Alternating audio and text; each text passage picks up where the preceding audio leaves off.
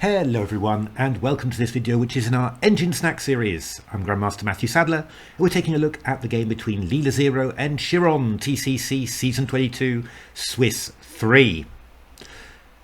We're going to have a look at a couple of interesting moments. This is the position after move 26. In a Maroczy bind structure, well, Leela had actually handled it a little bit like a dragon.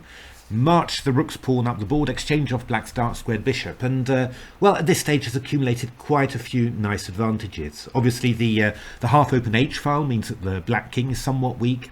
We've got a lot of weak light squares in the black position and a light squared bishop to exploit it.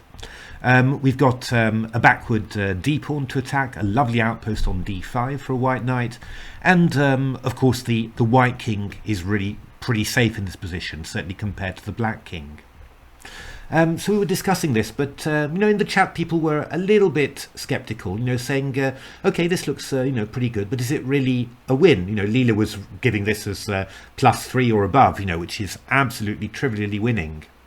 We got to discussing it, and I guess the point about really strong engines, and I think you also see this often when comparing the evaluations of strong grandmasters with less strong players, is that the stronger players are able to look into the future, to sort of extrapolate plausible scenarios for what's going to happen.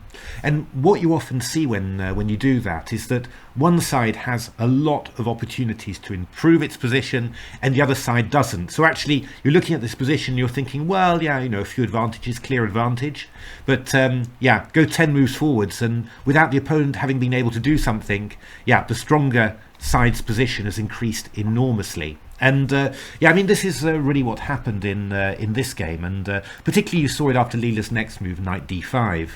This removes the strong black knight on f4. It's the only good black piece, and after knight takes d5, c takes d5, we suddenly gain a number of important advantages. First of all, this pawn comes to d5. It stops the knight getting into e6, so these outposts are now out of bounds.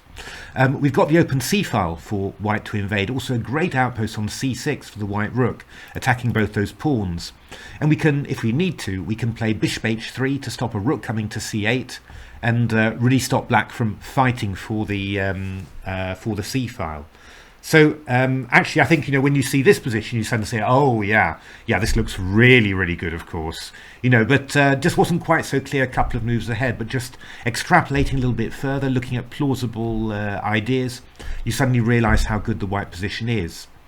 Now there was one funny little bit a little bit further, and it was about 6 or 7 moves further. We reached this position. Leela had not done what I said; it hadn't put the bishop on h3, but still obviously looking very strong. And here Leela played a consolidating move that's really kind of Petrojan style, but actually it's very, very typical of Leela, and it was typical of AlphaZero as well. Actually, Peter Heine Nielsen coined the phrase Leela Castle to describe this maneuver. And what did Leela do? Well, in this position, it instead of trying to do anything dramatic, trying to, invade with a bishop or try and swap off rooks and win the f-pawn, it just played the king to b2, and then to a3. And what are you doing? I mean, you're getting the king off the back rank. The king's ready for the endgame to come in and attack the b pawn, also supporting the advance of the pawns. And somehow it just makes great sense of white's position. It's again, it's one of those improvements to your position that are for free. And if you can extrapolate that, say, in this position, I've got lots of ways to improve my position. I could also bring my king to a3, ready for the endgame. Then, again, you start to realise the difference between white's and black's position, the potential in both, because black's got no way to activate its king, whereas white actually does. So, in the rest of the game, Leela just charged into the position, took its time, of course, didn't rush at all, but the basic themes that we saw: control of the c-file, control of the h3 d7 diagonal, and a complete absence of counterplay for black because of the passive knight.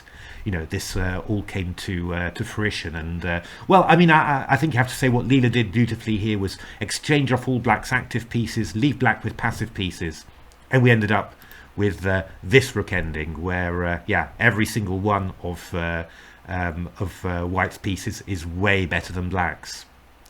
So a lovely game there from Leela, just demonstrating the just this advanced evaluation skill, really, of looking beyond the position, simulating plausible scenarios, what could plausibly happen, and then really understanding what the potential is of your position. And that really explains why Leela's evaluation was so high so soon. Leela just understood really well just how good its position was in the future, how much it could do to improve its position, whereas Black could do nothing. Great play from Leela.